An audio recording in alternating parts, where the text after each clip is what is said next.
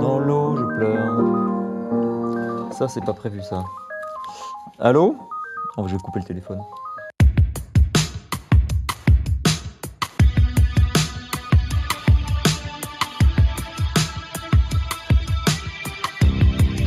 Jérôme, Bonjour, comment tu vas? ça va très bien, merci, vas-y, entre. La maison d'Ignatius. Voilà, ma maison. Mon salon, mon piano. Surtout le piano, ouais, il prend beaucoup de place, hein, mais il prend de la place dans ma vie. Ouais, le Mon fameux père. piano. Je suis content, en tous les cas, de venir chez toi. Merci, On se David. connaît depuis quelques années maintenant, années, ça ne ouais. rajeunit pas. Ouais, mais bon, on se C'est- croise à des concerts. On se croise à des Je me concerts. souviens d'un concert dans un musée de Juana Molina. Exactement. J'aime beaucoup. Exactement, C'est une chanteuse moi aussi. argentine. Et c'est vrai qu'on s'était croisés là. Et c'est Bonne le genre mémoire. de concerts qui ont inspiré aussi mon spectacle, tu sais, parce que bon, t'es venu voir le spectacle. J'ai vu Époque, ouais. On le joue dans des galeries d'art, dans des lieux comme ça. Moi, j'aime bien quand les concerts se font en dehors des salles traditionnelles. Justement, on va parler d'Époque et qui, je crois, a démarré dans un endroit atypique. L'abbaye de Noirlac. Exactement. Tout à fait, qui était un petit peu le fil conducteur après qui m'a orienté sur l'écriture des chansons et sur tout ça. Ouais. Ça t'a inspiré de ce lieu? T'as besoin de lieu atypique? En fait, l'histoire, c'est que moi, je travaillais sur un projet de piano préparé et de polyphonie. Et j'avais 6 morceaux et je trouvais que je commençais à tourner en rond. Et puis, on m'a proposé de jouer à Noirlac. Et je me suis dit, une abbaye, donc résonance, donc approche différente de la musique, pas de batterie, peu de notes. Mhm.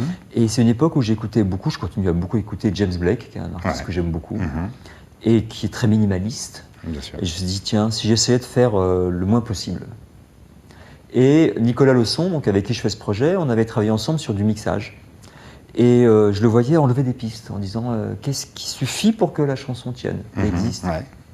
Et je me dis, tiens, mais du coup, j'ai pensé à Nicolas, j'ai dit, mais est-ce que ce serait possible, c'était dans une insomnie, je me suis dit ça, je me souviens bien, de mélanger, de marier la chanson et la musique électroacoustique. Parce que la musique électroacoustique, il n'y a pas de texte, il n'y a pas de rythme, il n'y a pas de structure, c'est que des sons, de l'espace, et la chanson, ça raconte. Voilà, donc je me suis dit, est-ce que c'est possible ou pas? Donc on s'est vu. Je lui ai fait écouter des morceaux, il est parti avec des pistes, avec 2 morceaux qu'on a essayés. Il m'a aussi donné des pistes à lui, et puis on a commencé comme ça à monter le truc. Et ce qui a été intéressant aussi avec l'abbaye, l'autre chose intéressante, c'est que moi, jusque-là, j'avais un petit peu tendance à me disperser entre des choses un peu rigolotes, un peu mélancoliques, enfin très, très mélancoliques. Et là, je me suis dit, ce serait bien que je me resserre un petit peu, que je creuse plus profond un seul trou, quoi, plutôt que plein de trous.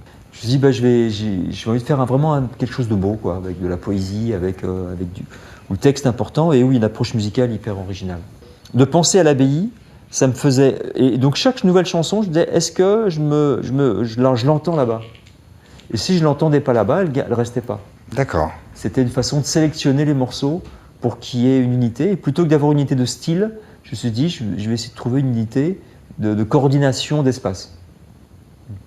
Une coordination d'espace, c'est pas mal C'est pas ça. mal, C'est pas mal. Je pense qu'on va trouver des choses sympas Ouais. cet après-midi. Je suis branché sur la coordination d'espace. Et comme les lieux où on joue sont importants, puisqu'on projette sur les murs, etc., le fait qu'il y ait une cohérence, je voulais qu'il y ait une cohérence dans ce spectacle, dans ce disque. Voilà.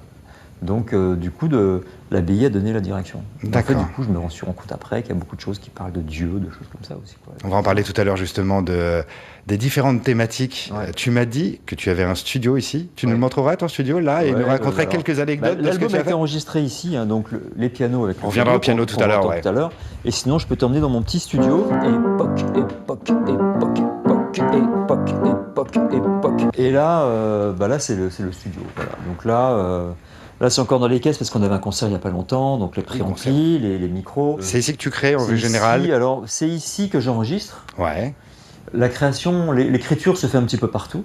Et c'est ici qu'on a enregistré l'album. Et puis après, moi, j'ai fait toutes mes prises de voix tout seul. Je me mets dans la chambre de mon fils à côté. D'accord, pour quelle raison? Parce que c'est celle qui a qui est la plus isolée phoniquement. Et puis donc du coup, je lance mon ordi ici, puis je vais à côté, je mets mon casque, mon micro, puis je me concentre bien, puis je suis dans le noir. Il n'y a personne pour m'embêter. Personne pour t'embêter. Voilà. Alors des fois, c'est bien d'avoir quelqu'un qui te dirige, qui est avec toi.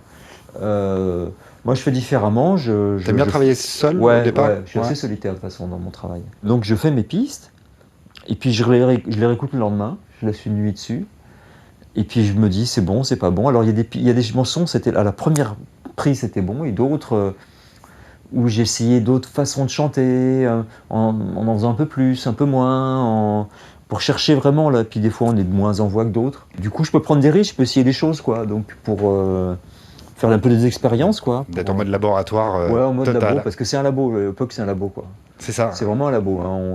On prend la matière chanson et on l'expérimente. Si on retournait au salon, maintenant qu'on a découvert ce lieu... Avec les cartons de disques, là, il faut que j'en fasse. Les cartons de disques. Ouais, parce que déjà, j'ai presque tout vendu déjà.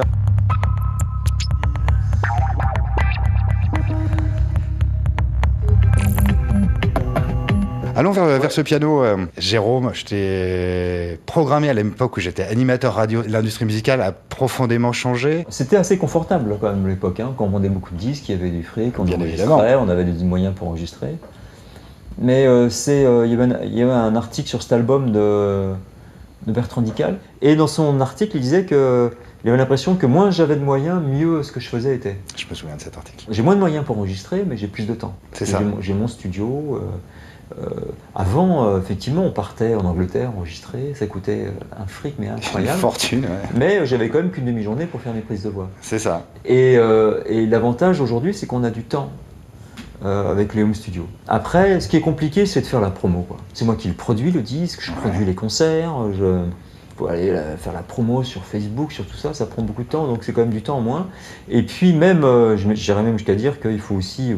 moi j'ai d'autres boulots à côté pour financer tout ça, parce que ouais, bien sûr. C'est super, hein, mais donc je fais beaucoup d'ateliers d'écriture, mais heureusement c'est des boulots qui m'enrichissent qui enrichissent mon artistique, parce que je fais beaucoup d'ateliers d'écriture, et pendant ces ateliers j'écris moi-même. Tous les ans je vais au Transmusical de Rennes par exemple, faire des conférences, Faire des conférences, aller ouais. voir tous les concerts. On se perd pas un peu à vouloir tout faire, justement? Ben non, mais il faut choisir ses moments, puis il y a des moments pour l'artistique pur, quoi. C'est ça. Donc il y a des moments où j'écris, où je compose, et là, il faut oublier le reste. Faire abstraction de c'est vrai que c'est agréable aussi de complètement maîtriser mon destin. De maîtriser la chaîne globale. Parce que je reste sur un label, je pense qu'il m'aurait dit ne fais pas ce disque, c'est fou. Par exemple, commencer le Détroit de Bering par 30 secondes de bruit blanc, mais un label il va dire bah non, tu peux pas faire ça, c'est impossible. Tu dois traverser la plaine du loup, t'arrêter pour la nuit au dernier village. N'oublie pas la graisse de phoque, et pour le chef le whisky et les clopes. Prends des forces, mange bien. N'oublie pas de te protéger les mains. Ils te feront passer par le bois. Après ne regarde plus derrière toi. Je t'attends de l'autre côté du détroit de Bering. Un bout de glace brûlant, un sentiment tenace. Je t'attends de l'autre côté du détroit de Bering. C'est difficile à la fois de créer et d'être dans la sortie d'un disque, quoi. Donc ouais, là, c'est plus dans les clips, la diffusion. On vient de sortir le clip d'époque. Époque.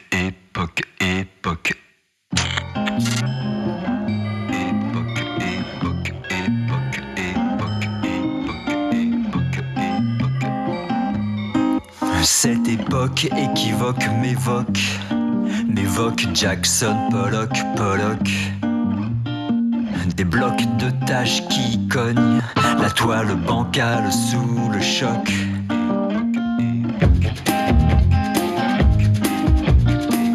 Pour revenir à l'album, d'où te viennent toutes ces idées? Je faisais tout à l'heure ce côté Alors, à la fois tendre, à la fois...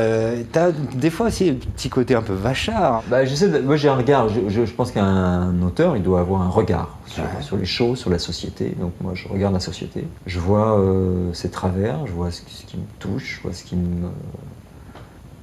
je trouve bizarre, Ouais. ce qui est dangereux, ce que je trouve dangereux. Donc je suis là pour témoigner de ma vision de ça, de ce que je ressens. Moi je travaille beaucoup en atelier d'écriture à partir de contraintes. C'est quoi les contraintes en atelier d'écriture? Alors, c'est des contraintes qui peuvent être sur des mots, une liste de mots. Par exemple, Florida, là où je suis une boîte de nuit, c'est inspiré d'un article, d'un fait divers, que j'ai proposé en atelier. Et moi, c'était l'histoire d'un jeune homme, qui s'ennuyait dans sa province, en Dordogne, je crois, et puis qui, un soir de folie, alors qu'il n'avait pas le droit d'aller dans la boîte de nuit, a piqué une voiture pour aller à la boîte de nuit, et on a piqué 3 autres pour rentrer parce qu'il était complètement bourré. Moi, j'ai eu l'idée de me mettre dans la peau de la boîte de nuit. Ce que racontait ce fait divers, c'est que le seul endroit où il s'amusait, où il était heureux, c'était là. Il attendait la fin de la semaine, comme un peu dans Saturday Night Fever, si tu veux. Ouais. On attend la fin de la semaine, le moment magique, c'est le samedi soir qu'on va à la boîte, quoi. Ouais. Et le reste de la semaine, ce n'est que ennui. Comme tu dis dans la chanson, tu dis je suis la vie Ouais. et je suis bonheur. avant l'amour. Ouais, juste avant l'amour. Juste avant l'amour. Juste avant l'amour. Et donc, j'ai voulu avoir ce regard sur ce que peut être l'ennui d'un jeune dans une petite ville de province, de la boîte de nuit qui dit il y a qu'ici, il n'y a que chez moi qui est vraiment heureux, quoi. Mais surtout, je suis juste avant l'amour. Juste avant l'amour. En travail, par exemple, tu l'as déjà abordé avec 33e étage, etc. Ouais. Ce sujet sur le travail qui te touche particulièrement et qui t'inspire en tous les cas. Bah, il y a une époque, j'ai toujours travaillé, j'ai jamais fait que de la musique. Même quand j'étais chez Columbia, chez Les Objets, je continue à travailler à côté, à la fois parce que je voulais pas être dépendant du succès de mes disques pour manger, pour avoir une indépendance intellectuelle, je veux dire. Alors pas à temps complet, je faisais des petites missions, je faisais notamment des enquêtes en milieu industriel. Et donc d'une part, ça me faisait sortir de chez moi, parce que sinon, je voyais des moments où je passais des journées entières chez moi à glander, à boire des bières et à faire 2 heures de musique dans la journée, quoi. Et donc ça me faisait lever le matin et ça me faisait voir des gens, rester vigilant sur la réalité, quoi. De ne pas perdre pied, en fait. Rester Ouais, dans la ouais, réalité, ouais. ancré dans la réalité. Exactement. Et un travail, ça m'a été directement inspiré par un ami qui a eu des soucis d'alcool et qui s'est retrouvé incapable de reprendre le travail, quoi, même s'il avait freiné un petit peu la consommation. Il avait plus les codes, il avait plus les, je dirais pas les neurones, mais il avait plus les réflexes, il avait plus les capacités. En tout cas, ça le faisait complètement flipper. L'idée de retravailler. L'idée de Et retravailler. c'était clair qu'il en était incapable. Et qu'est-ce qui lui faisait peur? La Il avait machine plus les codes, à la broyer. machine, ouais. Et puis il avait plus les codes. Par exemple, il s'était enfermé dans des habitudes de beaucoup parler, de beaucoup fumer, et de déblatérer pendant des heures sur des détails. Ce qui fait que dans une entreprise, dans n'importe quoi, il aurait été... et à chaque fois qu'il avait fait un essai même d'une journée, après les gens ne le gardaient pas. Un autre thème rarement abordé, c'est la religion. Ouais. Et là, la barbe de Dieu. Alors ça, je pense que c'est un peu la bille noire là qui m'emmenait là-dessus. Mais ce qu'il y a, c'est qu'on est dans une société aujourd'hui où, en gros, j'ai un peu plus l'impression qu'on a le choix entre la religion ou le consumérisme, quoi. Donc, Une sorte de radicalité, c'est là ou l'autre. oui, c'est-à-dire que soit tu es un consommateur, Ouais. voilà, tu gagnes de l'argent, tu consommes, et tu es dans une société de distraction où tu travailles, après tu as tes loisirs. Ou bien, si tu veux un truc un peu, qui est moins matérialiste, l'alternative qu'on propose, j'ai l'impression aujourd'hui, c'est plus que la religion. Donc la religion, moi, elle me dérange pas du tout. Le morceau dans la barbe de Dieu, d'ailleurs, ne juge pas. Ne juge pas, non, je juge pas. Je connais des gens très croyants, ma famille, il y a des gens très croyants, et ce sont des croyants pacifistes, et je les respecte. Et il y a des gens, des moines qui abandonnent toute, justement, possession matérielle pour consacrer leur vie à la prière.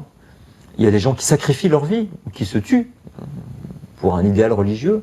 Alors parmi les gens qui se tuent, parmi les extrémistes, c'est pas forcément pour un idéal religieux, il y en a pour d'autres raisons. Mais cet extrémisme religieux est horrible, est terrible. Parce qu'il y a une troisième voie qui est celle de la culture et de l'émancipation et du partage et de l'intelligence et de la communauté. Et cette voie-là, j'ai l'impression qu'elle est plus étroite qu'avant, quoi. Donc ça m'attriste énormément, mais je la défends corps et bien parce que Et là encore, je te coupe, tu t'interroges dans la chanson La barbe de Dieu, on s'interroge, je dis j'aurais peut-être dû en rester au singe. Ouais. Je trouve ça très très drôle de se dire au final, pourquoi tout ça? Ouais, parce que l'homme, il fait beaucoup de mal à la nature, à la terre, etc. Tout ça. Donc si la terre est une invention de Dieu, on est en train de l'abîmer quand même, on est en train de la foutre en l'air. Donc Dieu pourrait se dire, mais merde, je suis peut-être allé un petit peu trop loin là, parce qu'ils sont en train de déconner en bas. Alors moi, bien sûr, je crois absolument pas en Dieu, mais ce que je dis surtout dans la chanson, c'est ce que je dis à la fin, c'est que c'est juste chacun, il va y chercher ce qu'il a envie d'y trouver, quoi. C'est-à-dire que ceux qui veulent être dans la prière, ils ont trouvé un terrain de prière, et ceux qui sont dans la violence, ils ont trouvé un terrain de violence. Donc finalement, c'est un miroir grossissant de la nature humaine. Jérôme, il y a un morceau sur Époque qui est mon préféré. Je vais te confier un petit peu mes C'est le goûts. préféré de beaucoup. De gens. Ouais, beaucoup. Le détroit de Bering qui m'a, comme je disais, transporté, m'envoie des images de voyage. Il y a un très beau clip d'ailleurs que j'invite tous les internautes qui verront ce reportage à aller voir. Je t'attends de l'autre côté du détroit de Bering.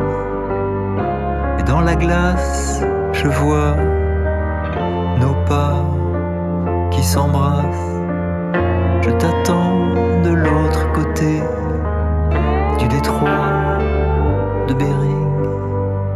Ouais, j'ai pris le Transsibérien en 1984 avec mon frère. Cette chanson, elle a une drôle d'histoire parce que je l'ai écrite dans un atelier à partir de contraintes de Heroic Fantasy. Là encore la contrainte. Hein. Ouais, la contrainte, ouais.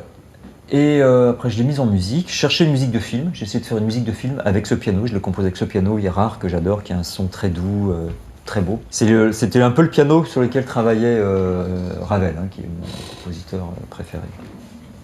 Au passage. Au passage. C'est mon attaché de presse en fait qui m'a dit cette chanson elle est géniale, il faut que tu fasses un visuel avec ça. Va chercher des images de neige sur internet, fais-moi un petit montage, démerde-toi. Puis je vais chercher des trucs je tape Alaska, etc. Je vois que des chiens de traîneau, des images nulles. Puis je suis con, je suis allé, je suis allé traverser la Sibérie. Bon, j'ai fait le Transsibérien en 84, je suis allé de Paris jusqu'à Hong Kong en train, donc avec un arrêt à Irkoutsk, via le Transsibérien et le Transmongolien. Et mon frère et moi, on avait fait plein de super photos, donc j'ai fait un premier montage, et puis Jérôme Clermont, qui est le plasticien qui fait toutes nos images, m'a dit, attends, moi ça me plaît vachement, je vais en faire quelque chose, et puis il a fait ce travail sur les blancs, de crémeux entre les images, qui est super beau, quoi. Quand j'étais jeune, j'étais accompagnateur de voyage pour Nouvelles Frontières, pour ne pas les citer, et j'étais allé en Sibérie l'année dernière. En Alaska. En Alaska. Donc je suis allé à la fois en Alaska et en Sibérie. Donc voilà.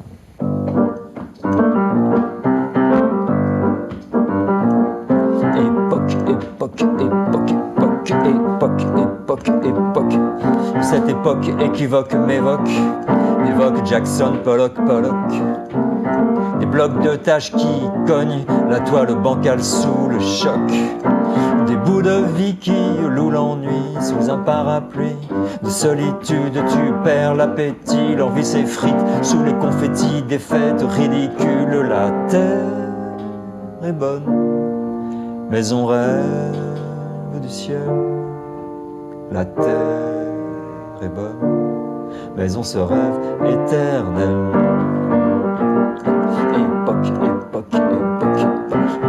Des astres en plastique nous piquent les yeux sur les écrans, les enfants croient que Dieu est un homme qui sourit, mais ce bonheur est un chèque en bois. Nos peurs, nos désirs, nos whisky nous poussent jusqu'au bord de l'Asie, et nos pieds à la boue indélébiles soulignent nos têtes imbéciles. La terre est bonne, mais on rêve du ciel. La terre est bonne, mais on se rêve éternel.